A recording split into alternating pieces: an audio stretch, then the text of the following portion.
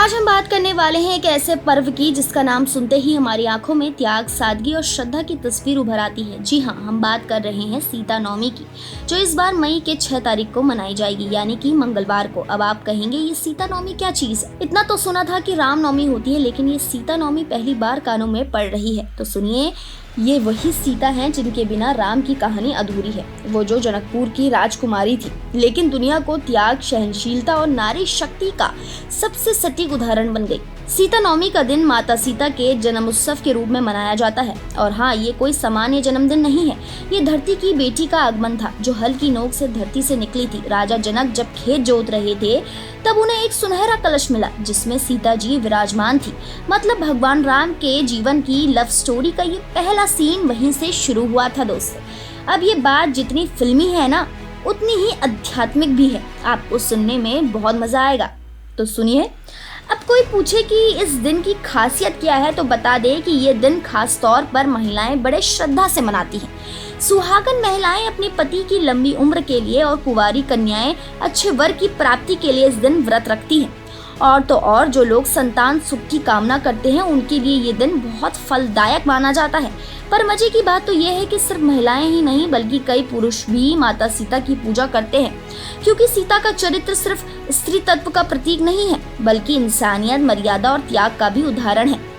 अब बात करते हैं सीता नवमी की पूजा कैसे होती है। तो दोस्तों, सबसे पहले तो सुबह जल्दी उठिए, नहाइए धोइए, शुद्ध वस्त्र पहनिए, फिर घर के किसी शांत और स्वच्छ स्थान पर पूजा का स्थान बनाएं। एक लकड़ी की चौकी पर पीला या लाल कपड़ा बिछाएं और उस पर माता सीता और भगवान राम की तस्वीर या मूर्ति स्थापित कीजिए। साथ में कलश भी रखें जिसमें जल, आम का पत्ता, नारियल, अक्षत और एक सिक्का डालें। फिर दीप जलाएं, धूप दीजिए और माता सीता को सिंदूर, फूल माला, चूड़ियां, बिंदी और 16 श्रृंगार की चीजें अर्पण कीजिए। भगवान राम को पीला चंदन, फूल और तुलसी पत्र अर्पित करें। अब आती है मंत्र और पाठ की बारी। आप चाहें तो सीता चालीसा, जानकी स्तुति या रामचरितमानस का सुंदरकांड पढ़ सकते हैं। इसके बाद आरती करें और प्रसाद में गुड़, फल और पंचामृत चढ़ाएं। शाम को दोबारा दीप जलाकर संध्या आरती करें। पूजा के बाद अपने परिवार और पड़ोसियों को प्रसाद जरूर बांटें। और हाँ, इस दिन कोई भी तीखा, प्याज, लहसुन वाला खाना ना खाएं। सात्विक रहें तो पुण्य भी साना बढ़ेगा दोस्तों।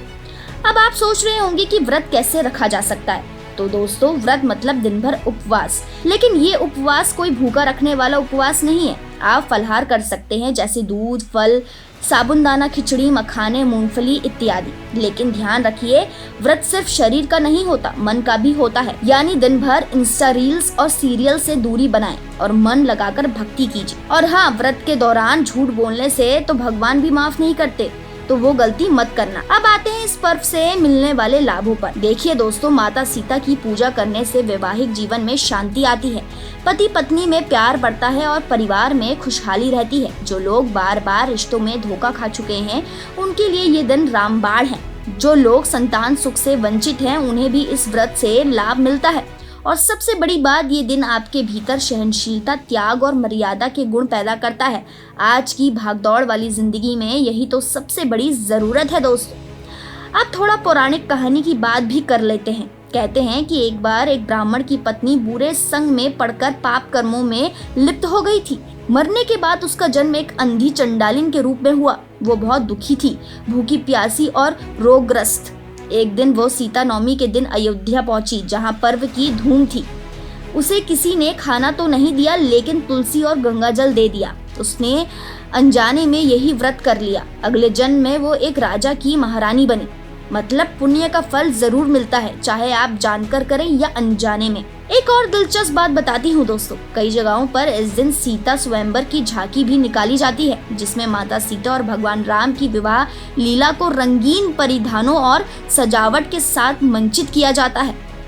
छोटे छोटे बच्चे राम सीता बनकर रथ पर सवार होते हैं और लोग जयघोष करते हुए झांकियों का स्वागत करते हैं। एकदम मेला जैसा माहौल बना रहता है। कहीं कहीं पर अखंड रामायण का पाठ भी होता है, जिसमें 24 घंटे तक राम कथा गाई जाती है। और हाँ, अगर आप ट्रैवलिंग के शौकीन हैं तो जनकपुर, नेपाल जरूर जाइए। वहीं पर माता सीता का जन्म हुआ था और वहाँ सीता नवमी बड़े धूमधाम से मनाई जाती है। लोग दूर दूर से वहाँ पहुँचते हैं और बड़े ही अच्छे तरीके से भजन कीर्तन गाते हैं। तो दोस्तों, आज के लिए इतना ही। उम्मीद करती हूँ आपको ये वीडियो पसंद आया होगा।